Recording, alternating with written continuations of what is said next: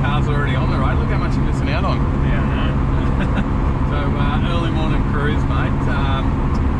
You know, we're in the Skyline. We are. Yeah. We're off to Nugget Garage today. Off to Nugget Garage. Cleveland exhaust. Yeah. Yeah. Okay. And mate, let's you know, before we talk about what we're doing, let's just do a bit of a recap on your R33, mate. Some people might be new to the channel and not know much about your car. Yeah, so I bought it in February last year, pretty much right before all the COVID restrictions.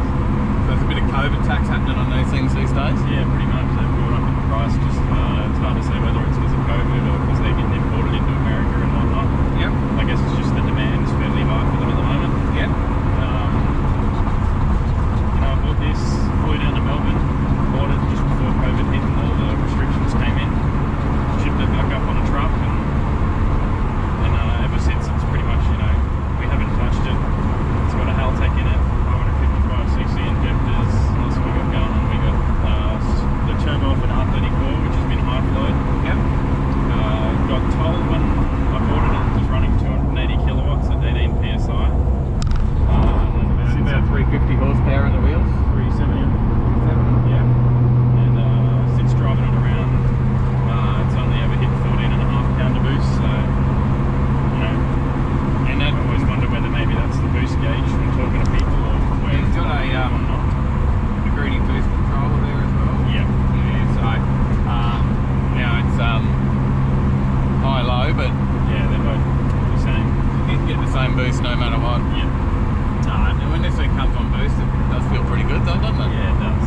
Yeah, it does haul pretty well, and as you've seen, watching on 14.5 pound on the track, it's pretty quick. So yeah, definitely. But I guess so today is just about having a look what's going on, right? Yeah, we don't really know what's going on in the tune. I don't have any dyno sheets. The car didn't come with any paperwork or anything like that, so you know, it's kind of a bit of a guessing game as to what everything is. So it's only really going off the word. We can obviously see that there's a Haltech in there because you can just look at that and know that, you know, it's not just some line, it's a standard Nissan ECU. But yep.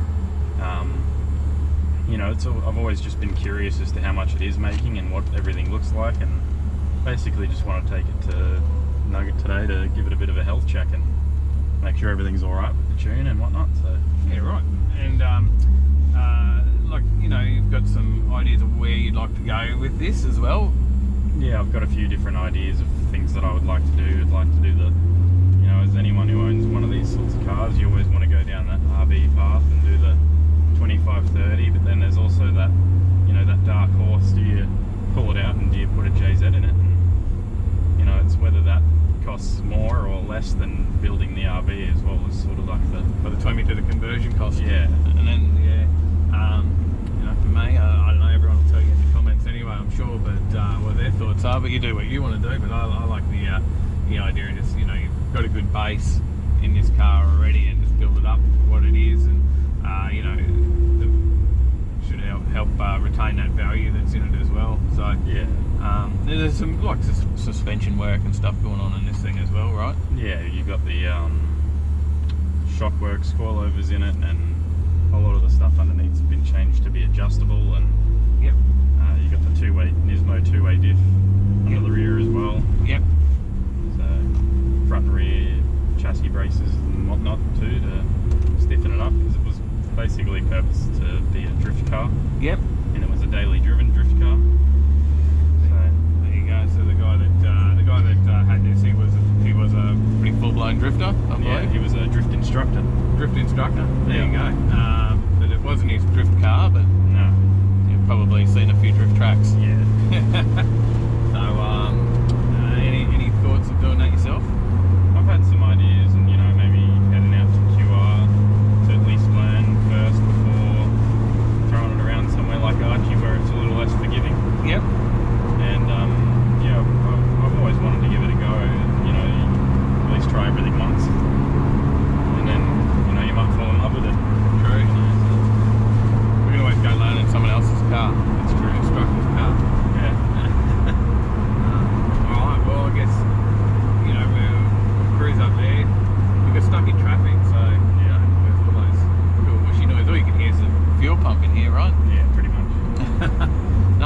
seat in here. No. This is not built for family. No. No. No, you don't have to take passengers if you don't have a back seat. So. Yeah, that makes it easier. Yeah. Less weight. Yeah. There's not much room back there anyways if you want to sit there, so. No, definitely not now with the cage in it. No. And yeah, so if you've built the RB, you know, what's your thoughts? What would you do there? Oh, I'd probably go the 2530 or, you know, splurge out a bit more if I had the money to go to the 2630 and fully build it, forge it, and, you know, Yep. 600-700 horsepower or something is probably the goal.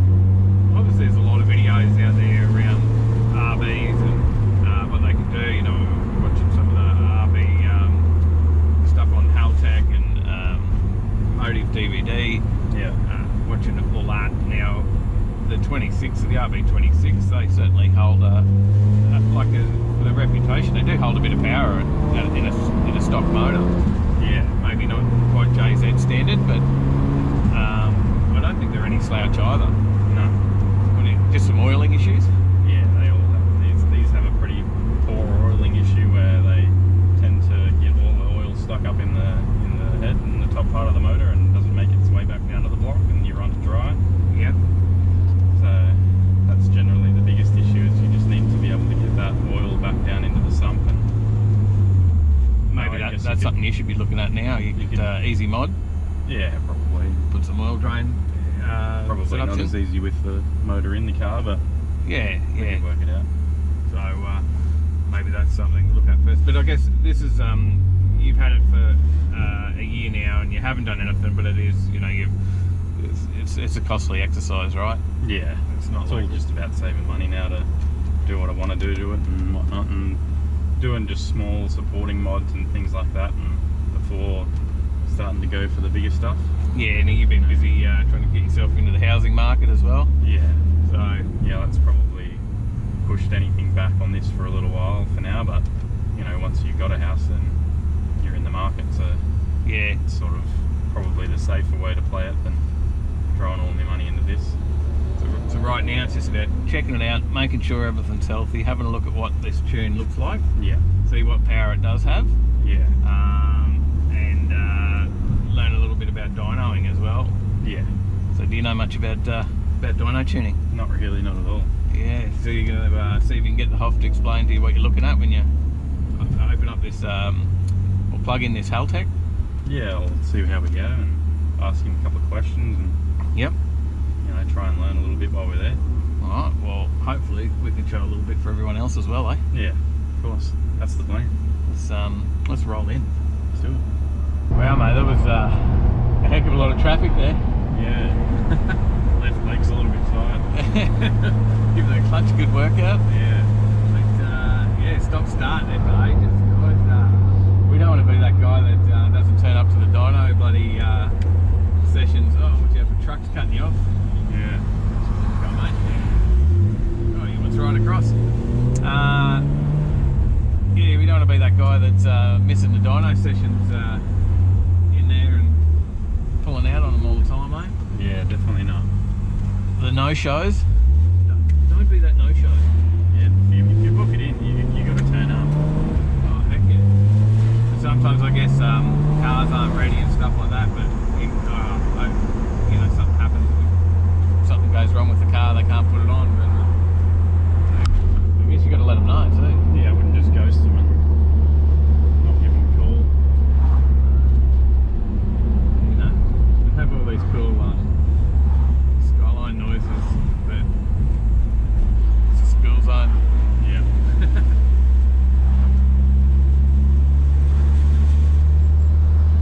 No boost for you. Yeah, got to cruise along at 40 k's, got to obey the rules. Well, mate, this traffic. It's everywhere, we just can't escape it. We have not had a clear run anywhere from the Gold Coast to Cleveland. One bit of clear run that you got, and we got stuck behind a truck. Yeah. Going up a hill. They basically stopped Yeah. in the top of the hill. We've been following this guy in the for ages. He's been annoying. Yeah. Stopping us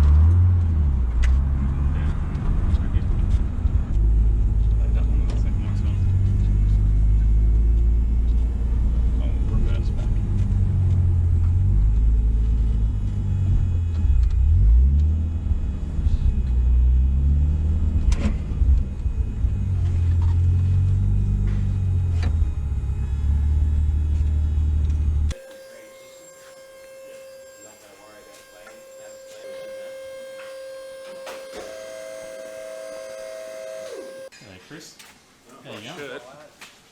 Sounds alright. Going on. Not much. A bit of a cruise up here today. Coming to play boats. Yeah. I mean, Skylines. Yeah. Part of the Overtaking Lane Yacht Club. Yeah.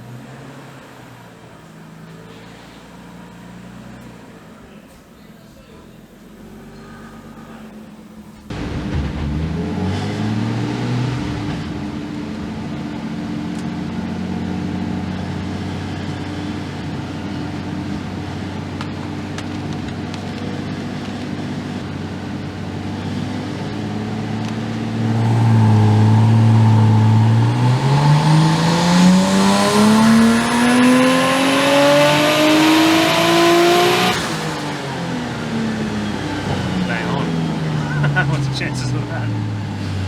Yeah, I didn't think it would actually be like that, but yeah.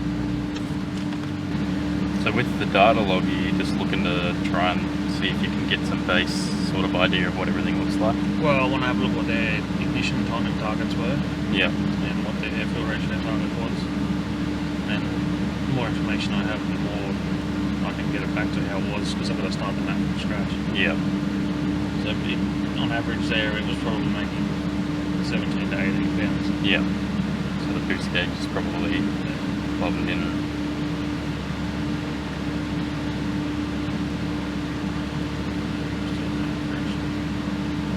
This is what I wanted to know. Yeah, so the ECU is controlling the boost. Yeah. Not that, that's why it doesn't change. Yeah.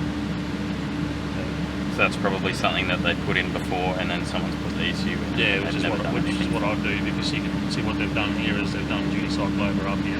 Yeah. And then that's how they're getting that fairly flat boost response. Yeah. So it's jammed at 100, right up to 4,200 revs. Yeah. And then it goes down to the start of the control, and then they're starting to sneak it up. Obviously, because the turbo is fairly small, it needs more tuning. It's probably running out of turbo, to be honest. Yeah. If that's what that looks like.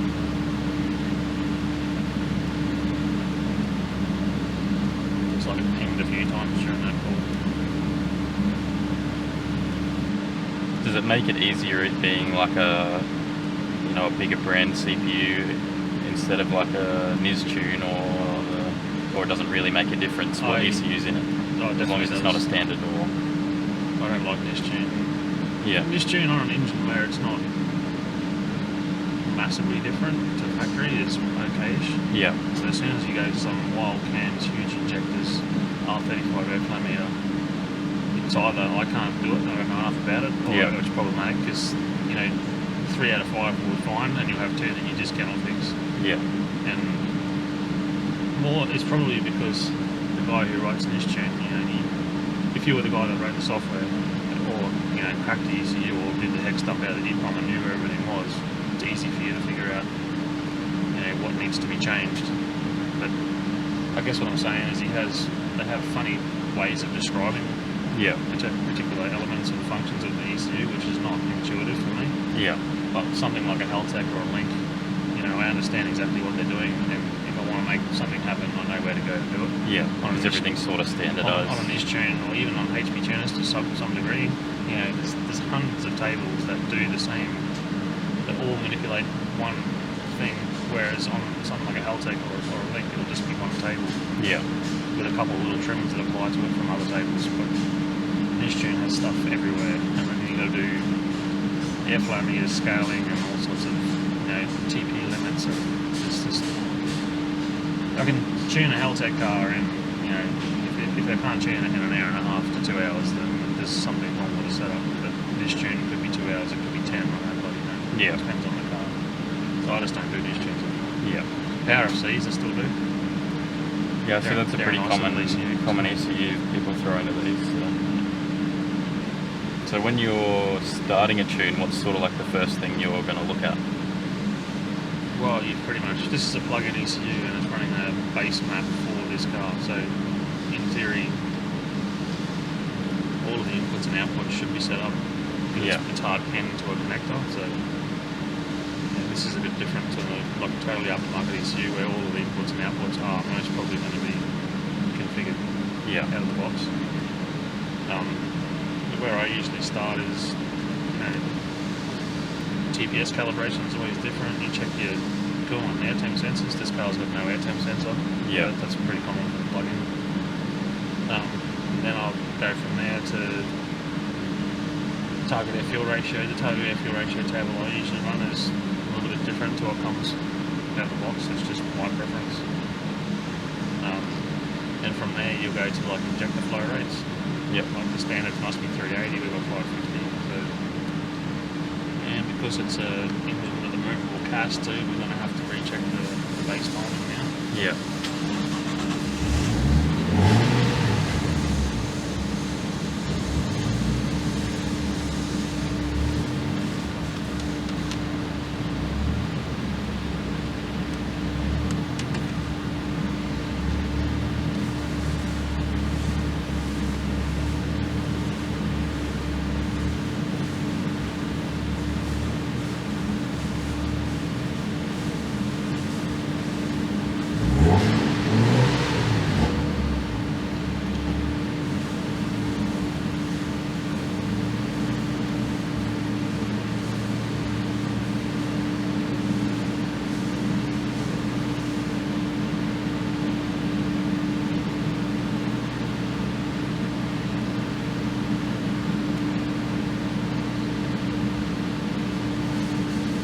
Skylines have a factory narrowband sensor in them, air fuel ratio, so this is actually running an O2 closed loop at the moment, so it's trying to drum its own.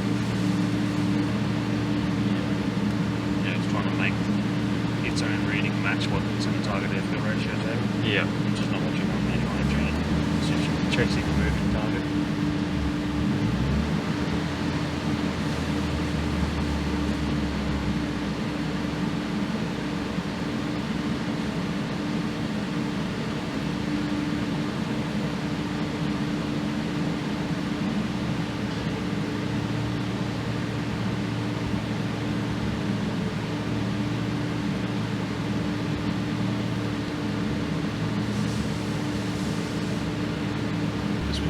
Scratch, we're going to have to just do all the steady state stuff. Yeah. Do you know how that works? No, not at all. So the dyno, I just tell it, you can either set it up as RPM or road speed. It's easier to use road speed. I just tell it to hold a particular speed. Yeah. Say like probably start at 50 k's an hour. And then once the dyno's set to hold 50, it won't let the engine accelerate any more than that. RPM, because there's no converter, it's a clutch. Yeah. So that means I can sit at negative 17 vacuum, touch the throttle a bit more, and basically work all the way across that road, all the way up to load.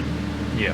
In one RPM band, and then we go to 55 k's now, and then 60 k's now, and then basically build the entire table RPM band by RPM band. Yeah. You can kind of cheat though, because when you do down here, through there, and up here, it's usually pretty linear between the two. Yeah. So you can kind of just interpolate it out. Build it pretty fast.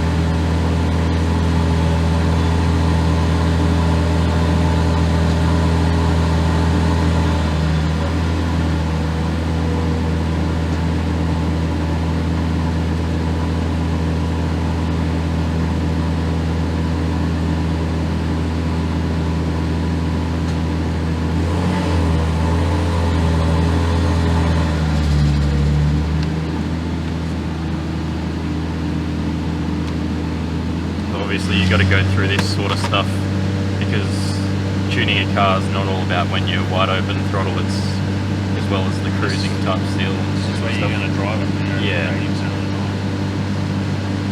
I suppose a lot of people probably think that the tune is all about that max horsepower number, but it's about the drivability of it as well. There's other things that you can do too, like you're looking for MPT tuning. So basically you hold every load point the same as what you do for fuel when you do it for timing. Yeah. And you find the optimum ignition timing for every single load band and then time that. But after you've done a fair few of them, you can pretty much jag that within 90%. Yeah. Because that takes hours and hours of time. You're holding the car, So once you've got sort of what the base timing is, that sort of allows you to work up from there or down, whichever way you've got to go. What we just did then was actually just, because the RV, unlike the JZ, has a cast that you can move. Yeah. I can't guarantee that the engine the space map was set on was the same in the same spot. Yeah.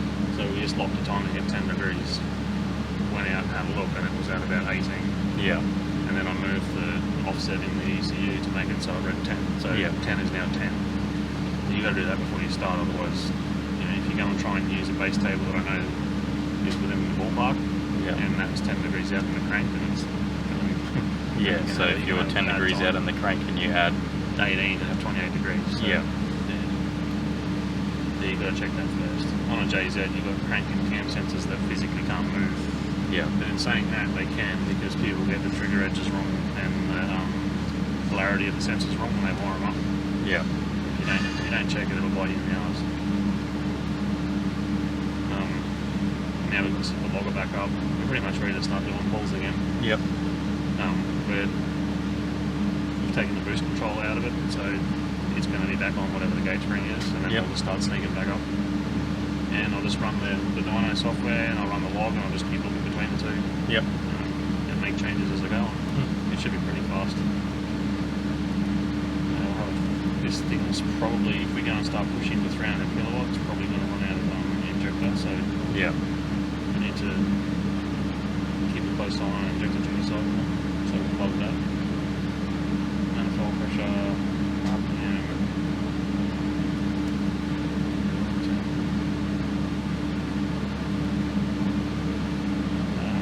and obviously we're going to keep an eye on what the knob control's doing. Yeah.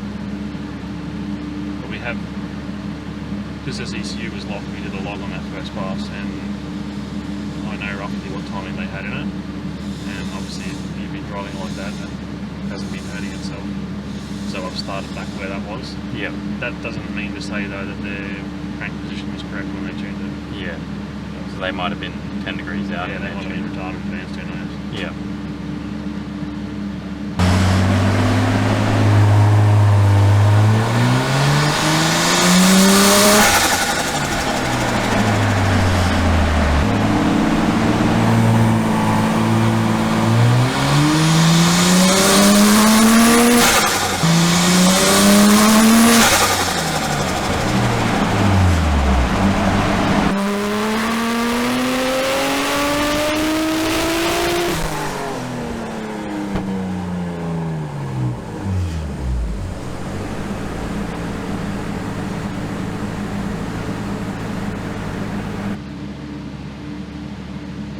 After a bit of discussion, we decided that it would be best to change the plugs as well, since they hadn't been done for a little while.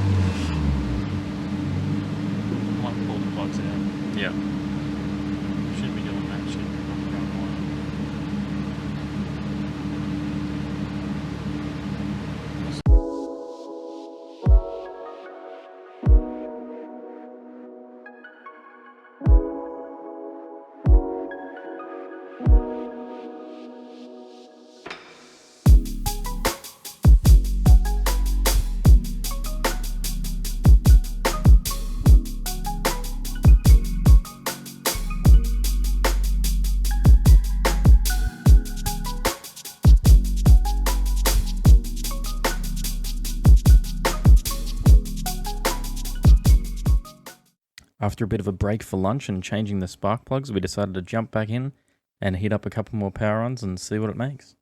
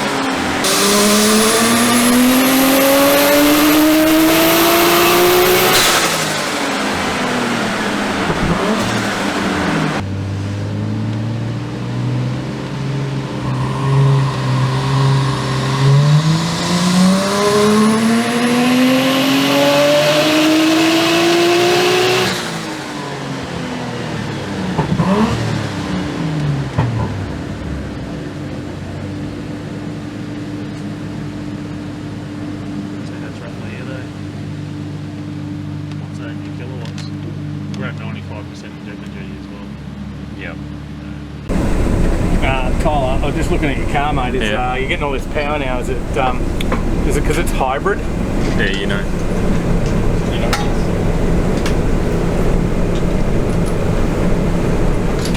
Hybrid power. Well, Tyler, been in, fingered by the Hoff. Yep. So a few hours. Hoff's fingered you for hours. Plenty of page up action going on, mate, or what? Yep, a little bit of page up, a little bit of page down, but pretty happy with the end result. How good's that? Yeah, so cracked 400 horsepower in the end. Now, it had to do a bit of work to get there. Yeah. Now, it did take him a little bit, so I think... Yeah, chasing a little bit of an issue. It was sort of just no change, and then the next pull, all of a sudden, it lost 50 horsepower. So, but it still had boost, still had fuel. Yeah, everything was the same. It's making 20 pound, but just 50 horsepower less out of it for no apparent reason. So, but we got it working in the end and changed the plugs and whatnot. So a few things that have changed around now. So the ECU is now controlling your boost. Yeah. Yeah. So the boost controller was possibly controlling it before, but nothing really happened when you changed anything on it. So it's all in control of the Haltech now. Yep. So the boost controller was hooked up, but it wasn't working properly. Yeah. It was doing nothing. Yeah. So now it's all hooked up through the Haltech, and so that explains your issue when you were saying the boost controller. You go high boost, low boost. You always had 14 pound. Or yeah. Well, it was 18. We found out it was 18. Was 18. Yeah. So this must just be plumbed in somewhere where it doesn't read the boost. Yep. So. There you go, so you had 18 pound, and it did original tune was around 370. Yeah. Yeah. Yeah, so first pull we did 282 kilowatts. Yep.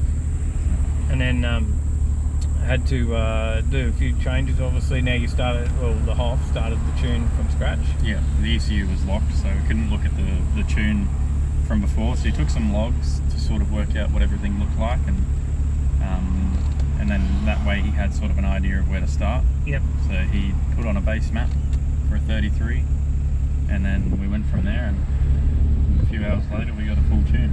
Yeah, right. So and then end result. Yeah, 418 horsepower and 309 kilowatts. 309 kilowatts. Yep. Things. So many of them. You might be in trouble at roll racing now. I could be. Actually, that's pretty even kill. If you're up on boost, yeah, definitely. Yeah, need a nice winter roll racing, we reckon. Hey, you want to go? Nice in winter. Oh, It's winter. nice and cool. Yes, yeah. You got to watch your air temps. Yeah. Yeah, that was another thing we got working, is that you got working is the air temp sensor. Yep. So that works now. So if it gets too hot, it'll start to pull timing out. So a little less power, just more safety really. So you're not, you know. So where do you think you'll go from here now with it?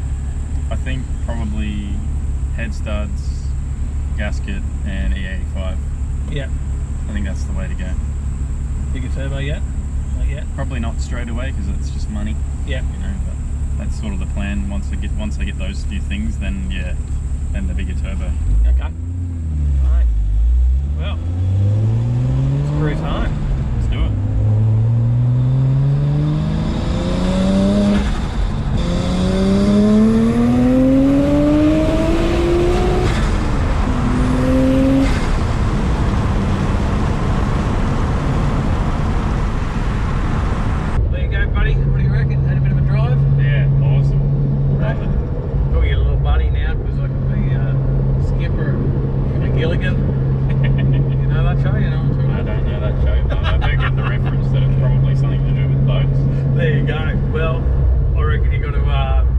much out now. Mine be out in time for the video, but definitely be very, very close. The new R33 Overtaking Lane Yacht Club member t-shirts. Yep. So yeah, want to get yourself an R33 boat shirt, jump over on the website.